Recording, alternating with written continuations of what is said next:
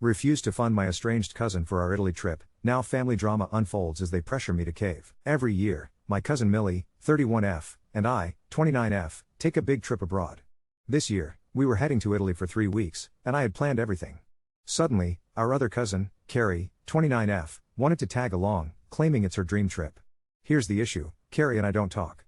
We used to be close, but in 2022, she didn't invite me, or my entire family, to her wedding, including my dad, her direct uncle. To this day, we have no idea why. Carrie refused to explain, and my aunt kept giving different excuses. Some examples: you didn't call her on her birthday. Okay. Somewhat valid: you live out of state, we didn't want to burden you. We visit them 1 to 2 times a year, you didn't invite us to your weddings. We did. Carrie literally copied my sister's wedding invite. Carrie wanted a small wedding. I guess 120 guests is small in some societies. Fed up my cousin, but especially my aunt, my dad went no contact, and the rest of us followed except for Millie. Millie is a gem of a human being. She's tried to keep the family together, calling out Carrie and my aunt on their excuses but respecting that we want minimal contact for now. Even she hasn't gotten a straight answer about the wedding invites. Meanwhile, Millie and I have grown closer, and our shared love of travel has become a tradition. Our Italy trip was already booked when Millie started mentioning places Carrie recommended. Odd, considering Carrie has never been to Italy. Eventually, Millie asked if I'd be open to Carrie joining us. My gut reaction was no, but I decided to think it over. A few hours later, Carrie texted me. We had never blocked each other but just never reached out. She apologized for the wedding drama and said she wanted to move past it. I was caught off guard, and a bit suspicious, but figured maybe this was a chance to mend things. We chatted for a few days, and she shared how her in-laws mistreated her and supposedly controlled the wedding guest list. At first, I sympathized. I even started feeling guilty about not wanting her to come. Then we talked about Italy. She had a list of luxurious recommendations. Think specific restaurants, private tours, high-end hotels.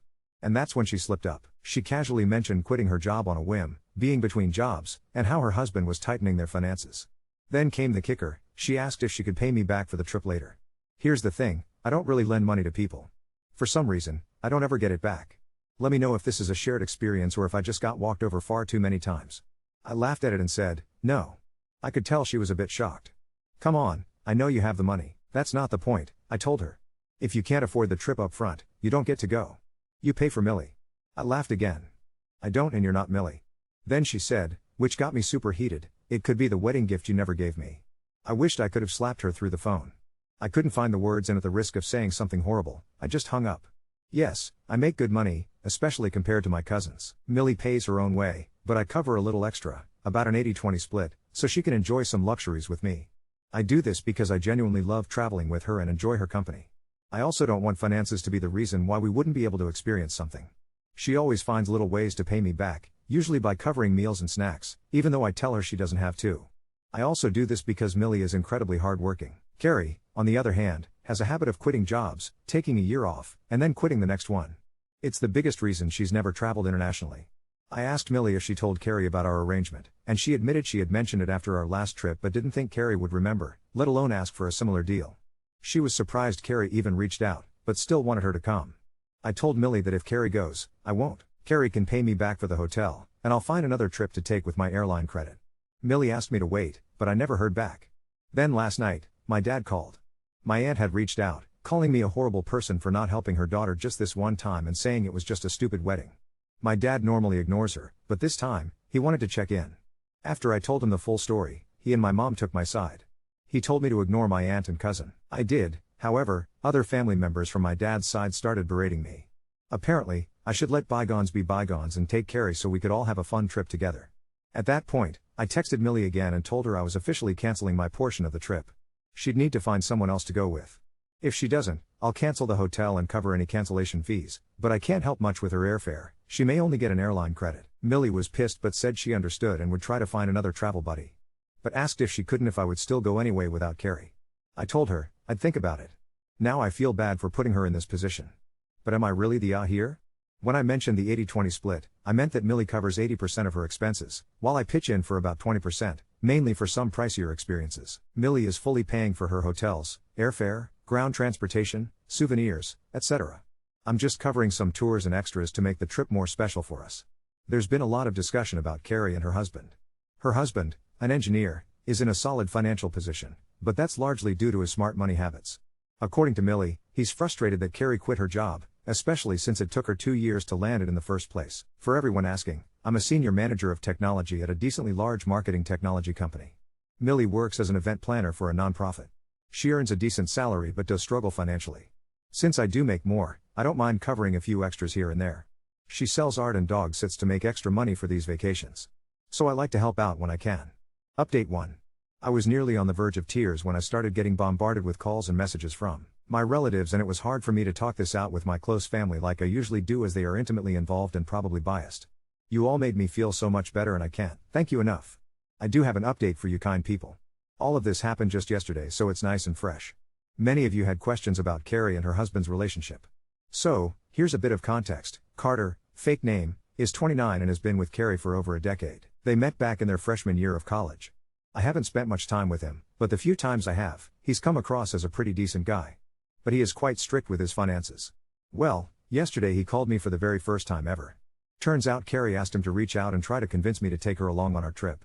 He admitted that he found her request suspicious, but went along with it mainly to get my number from her and hear things straight from me. And wow! The story she told him was wildly different. Quick bit of background. My parents are independently well off. They've made smart choices, worked incredibly hard, and truly built something from the ground up. That said, it's something my dad's side of the family has occasionally tried to take advantage of. My dad is a bit of a softie and a people pleaser. My mom, on the other hand, is much more direct and no nonsense. While my dad's family has asked for financial help before, my mom has always been firm about boundaries.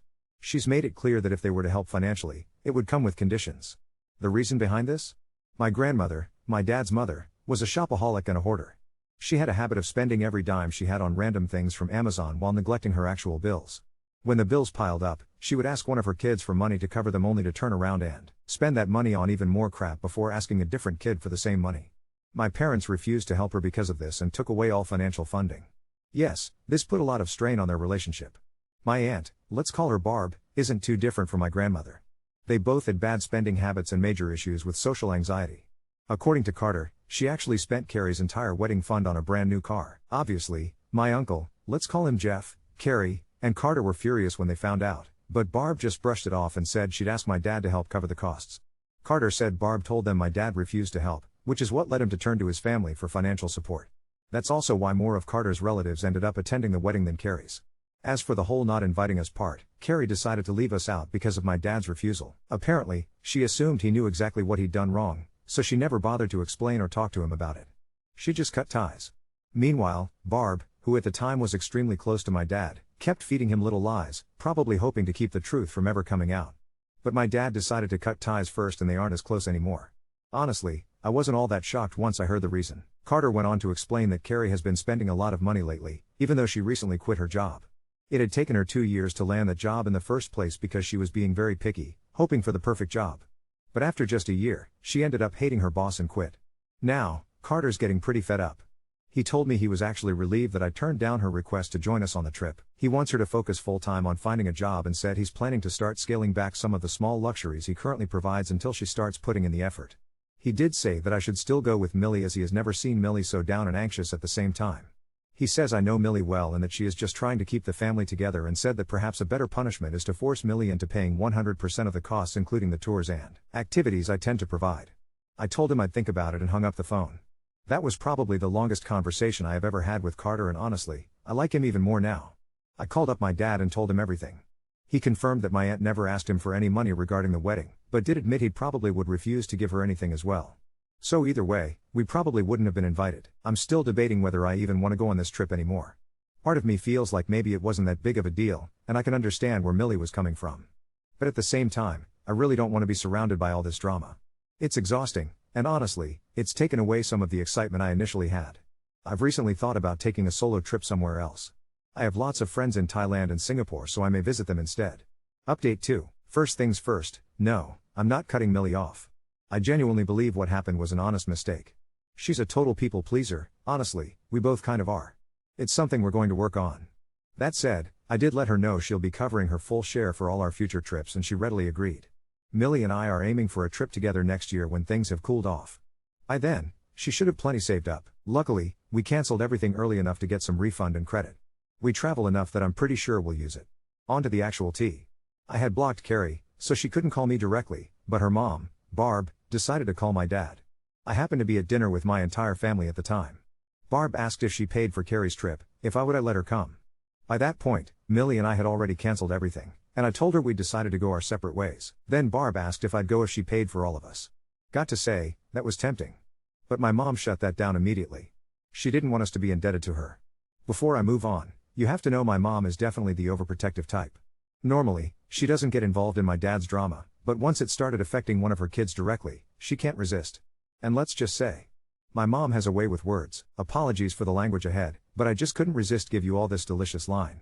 She called Barb a lousy, neurotic bitch and said her brain cells needed to come back from vacation before she starts planning anyone else's.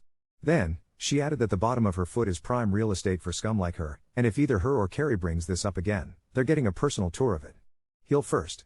My mom's a real estate agent BTW. That shut Barb up real quick, and she hung up. Now, I know I shouldn't condone violence, but honestly, my sister, brother, and I couldn't stop laughing. She later told me she got that line from one of her colleagues, never thought she'd use it, but glad that she did. Now, here's the part I know all of you nice people will enjoy even more. Carter called me up yesterday to tell me about Carrie's meltdown over this whole mess. He said her spending was literally killing him and that he's taking some space from her for now. He's not planning a divorce. Yet. But he gave her a 6-month deadline to get a job, and they'll be doing both couples and individual therapy to work things out. Turns out, he's been working overtime just to cover Carrie's expenses, and he's done. Since she's been home, her spending's gone through the roof, and he doesn't want their life ending the way my grandma's did. This additional trip was just the nail in the coffin. As for me, I literally booked my flights to Singapore right before writing this. I'm about to have a wonderful time with my friends there. Update 3. Millie had been contacted by an event planning firm. In Milan. Yes, the heart of Italy. They had stumbled upon Millie's work through a mutual acquaintance and were absolutely smitten by her creativity and organizational prowess. This opportunity seemed almost too good to be true. They wanted her to consult for a massive event they're planning, a crossover between modern art and traditional Italian culture. Seeing Millie's knack for blending styles, she was their top choice. But wait, it gets crazier. They offered to fly her out for an initial consultation, all expenses paid. The catch? She would have to leave in 2 days and stay for at least a month. Naturally, this meant postponing our originally cancelled Italy journey as she had obligations with her current job. However, this was a golden opportunity. She just couldn't let it slip by. Before I could fully process her amazing news, Millie surprised me with another bombshell. She wanted me to join her for the initial week. The company had allocated a +1 allowance as a way of gauging how foreign teams interact and blend with the local culture. The more seamless the integration, the better for business relations.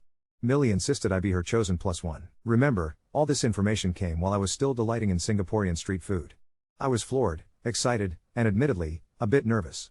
But how could I say no? With some hasty emailing and stellar coordination, shout out to modern technology and my understanding friends in Singapore, I managed to stretch my vacation days, rearrange my plans, and book an additional flight to Italy. People, life moves fast. Fast forward to Milan. It was breathtaking, the architecture, the food, the people, it was all a dream. Millie was quickly swept away into meetings and exploratory sessions, but during her free time, we were treated to the genuine Italian experience. Private gallery tours, authentic cooking classes, and stunning train rides through the countryside.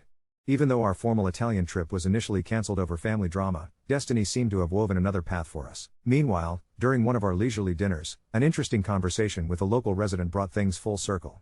This lovely elderly gentleman owned a small cafe where we had become regulars. Over a shared bottle of Lambrusco, he recounted tales of his own family drama, woven with tales of Italy's own rich historical tapestry. His stories resonated, reminding me that family squabbles were universal, transcending borders and cultures. On the flip side, back home, Carter had taken some radical steps too. Inspired by the wave of positive changes happening, he decided to take a leap of faith. Switching between different engineering sectors, he aimed to diversify his skills and climb up his career ladder. While Carrie was still on her deadline to find a job, Carter took my mother's heel to the floor comment metaphorically, using it as inspiration to tread his own unique path. In the midst of all this, we also received a surprising olive branch from Aunt Barb. She sent Millie a heartfelt email, her preferred apology medium, expressing remorse for past actions and sharing her intention to seek professional help regarding her overspending tendencies. Whether this was genuine didn't really matter. It seemed like a step in the right direction, opening up a potential path for reconciliation in the future. Ultimately, the curveball's life threw our way evolved into a tapestry of vibrant threads, intertwining unexpected opportunities, reconciliations, and personal growth. By the time Millie's project concluded, not only had we managed to experience Italy magnificently, but our bond had also solidified, deeper and richer than ever. So here I am now, back home, writing this while sipping some beautifully strong Italian coffee. The drama, the trip cancellations, they seem like lifetimes away, life's moved on, and so have we, for the better. Cheers to everyone who supported me along this wild and utterly unexpected journey. Let's keep embracing the unknown ventures that life gifts us with. As if the whirlwind of events couldn't get any more exhilarating, life threw another curveball our way. During Millie's final week in Italy, she received an invitation to an exclusive art collectors event hosted in Rome. The event was being organized by an aristocratic family with deep and historical ties to the Italian art scene. Millie was invited as a guest consultant, and to her surprise, she was encouraged to bring me along too. Now, let me set the scene for you. It was a picturesque evening, the kind where the sky wears a pinkish hue and every corner of Rome feels alive with whispers from the past. The event was held in a centuries-old villa that had transformed its expansive garden into an ethereal gala space. Flickering lanterns led the way to the grand entrance, lined with sculptures and modern art installations that seemed to effortlessly blend into the classical architecture. The ambience was nothing short of magical. Ethereal music from a string quartet floated through the air, blending seamlessly with the scent of fresh Italian cuisine wafting from the nearby tables. As Millie mingled with artists and collectors, sharing her insights and learning from the rich tapestry of Italian creativity, I found myself entranced in a conversation with an intriguing woman named Julia. She was an art historian with a Ph.D. in Renaissance art and an infectious passion for storytelling. Julia began recounting tales of how her ancestors had once played pivotal roles in the hidden stories of art smuggling during wartime, ensuring the preservation of many of art history's greatest masterpieces. Her stories painted vivid pictures that made history palpably real, and I found myself captivated by every word. Meanwhile, somewhere amidst the grandeur, Millie met Lorenzo, an enigmatic young art collector who was the family's heir. Lorenzo was charming, with a sense of humor as rich as his knowledge of art.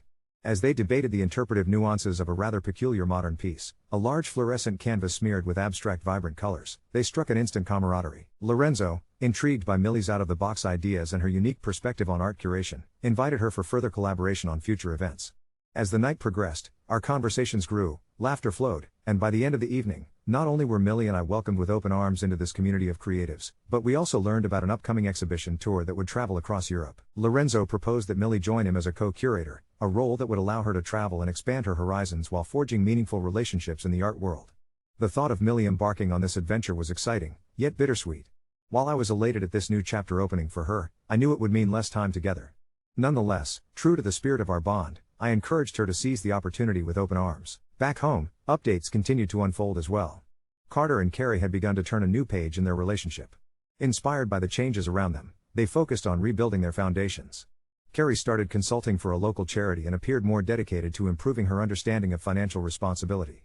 From what Carter told me, their therapy sessions were proving beneficial, bringing them closer and allowing them to mend the fractures that had once seemed irreparable.